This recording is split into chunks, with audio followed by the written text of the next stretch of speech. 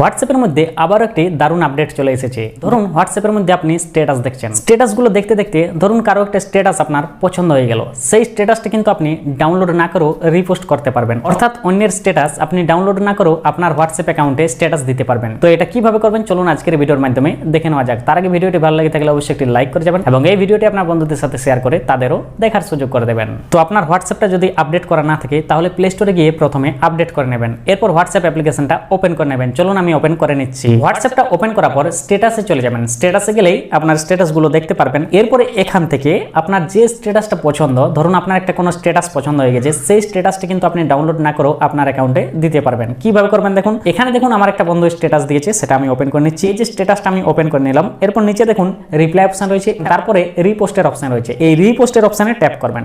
Tap করলে কিছুক্ষণ loading হবে, তারপরে এখানে কিন্তু স্ট্যাটাসটা দেখা যাবে। পরে স্ট্যাটাসটার লেন্থ দেখতে পাবেন কত সেকেন্ডে, ঠিক আছে।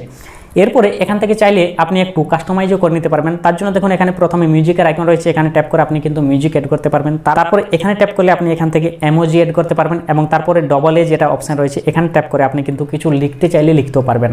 এরপরে এই স্ট্যাটাসটা যদি আপনি আপনার অ্যাকাউন্টে দিতে চান তাহলে কি করবেন, ডান দিকে দেখুন একটা তীর চিহ্ন রয়েছে, সেখানে ট্যাপ করে দেবেন। এখানে ট্যাপ করে দিলে স্ট্যাটাসটা কিন্তু আপনার অ্যাকাউন্টে এড হয়ে যাবে।